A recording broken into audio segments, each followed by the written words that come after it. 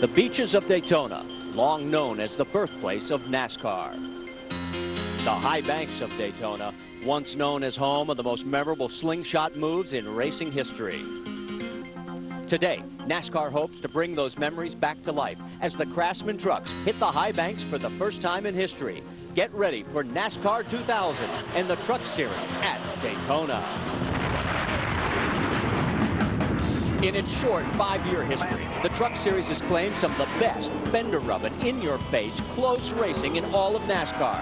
Now they come to Florida and are bound to put on an amazing show.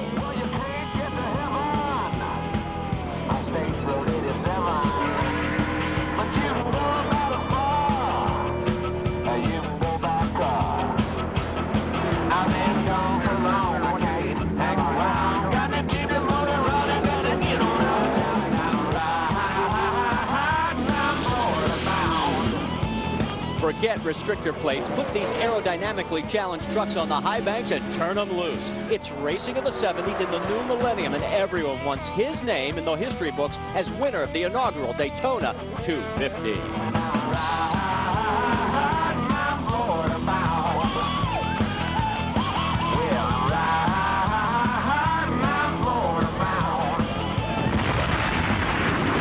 There must be 10,000 race car drivers all around this country running on Friday night and Saturday night, all dreaming of coming to Daytona and run Daytona International Speedway. And today, 36 trucks get that chance to run. And Ray Abraham, NASCAR realized that they had some inexperienced drivers and some unknowns with the trucks. They had to make these trucks as easy to drive as possible. Yeah, they did, Benny, and they made some changes aerodynamically that not only made the trucks easier to drive, but they made them draft better. And there are a lot of eyes going to be on our young drivers today because this is the first race at Daytona that's been run without a restrictor plate in quite some time. Do you want to find out about the changes that NASCAR implemented on the trucks? Well, that's where we pick up with Amy East. NASCAR's done a great job putting together an aerodynamic package that's going to make the truck race awesome. They have a 150 square inch grill opening which will move the air into the truck rather than over, combined with 80-inch fender width. That will also keep the fenders out in the wind. Also, rubber wicker. This rubber wicker is going to create more front downforce and create some drag on the truck. But a lot of the drag is going to come from the back of the truck. There is a minimum tire pressure rule that will enable this big 8-inch rear spoiler to stay up in the air, combined with a 65-degree angle. It's going to stabilize the truck, slow them down, and give them the opportunity, you know it, to slingshot their way from the back to the front. Now, thanks, NASCAR. I think the slingshot is going to be great here today with the trucks. The problem is, a lot of the drivers have never seen an unrestricted race, and a lot of them haven't raced at Daytona International Speedway. So what do you do about that?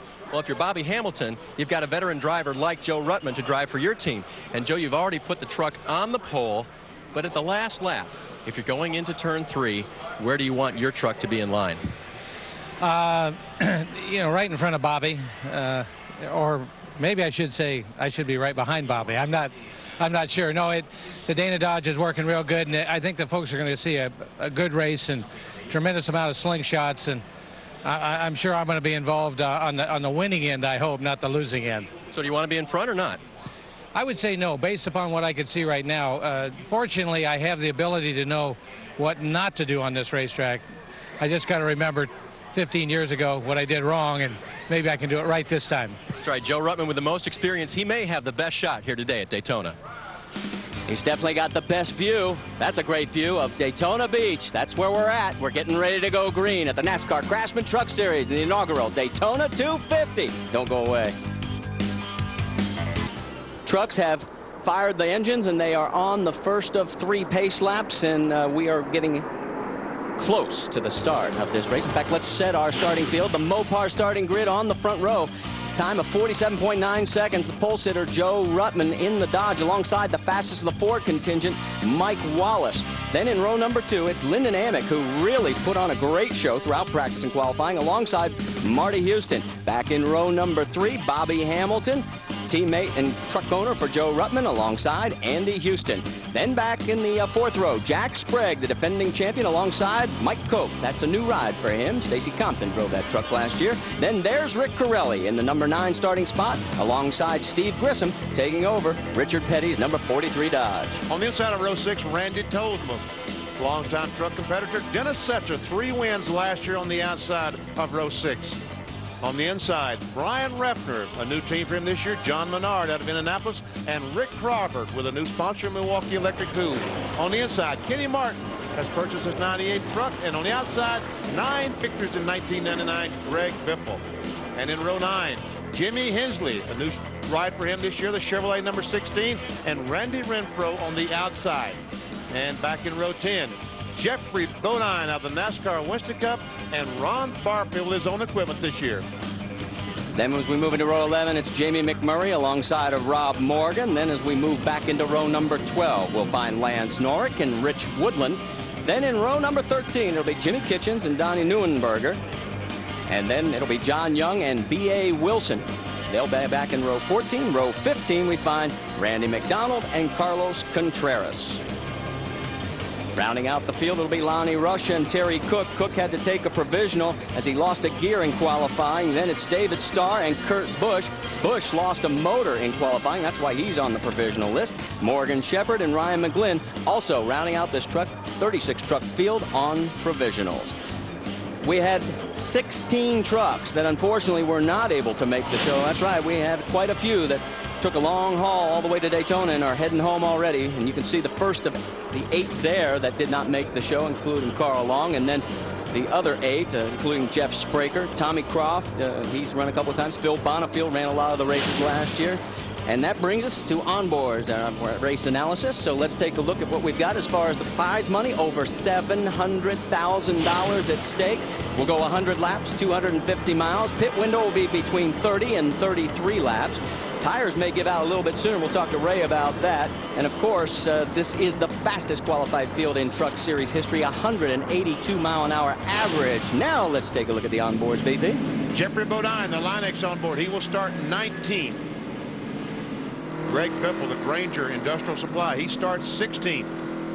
The Mopar Dodge of Dennis Setzer starts in the 12th position outside row 6. Steve Grissom in Richard Petty's Dodge will start 10th. We're right along with him. Mike Cope, the RC Cola Dodge, he starts in the 8th position. This is the old ride of Stacy Compton. Bobby Hamilton has the Dana Dodge in the 5th position. On the outside of the front row is Mike Wallace, Team ASC Ford.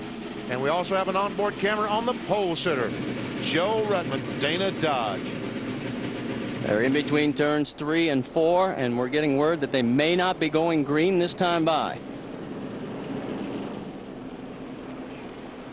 I'll tell you what, that's going to give us a chance to take a commercial break. You will not miss the start. The lights are back on the pace truck. Stay with us at Daytona International Speedway. We'll find out why we're still in yellow when we come back.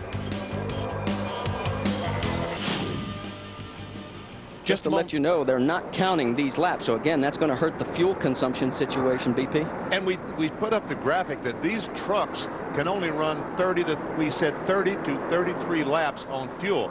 A Winston Cup car can probably run 50 to 55 laps. The difference being the restrictor plate. These trucks trying to push all that air and unrestricted, they're burning a lot of fuel, Ray.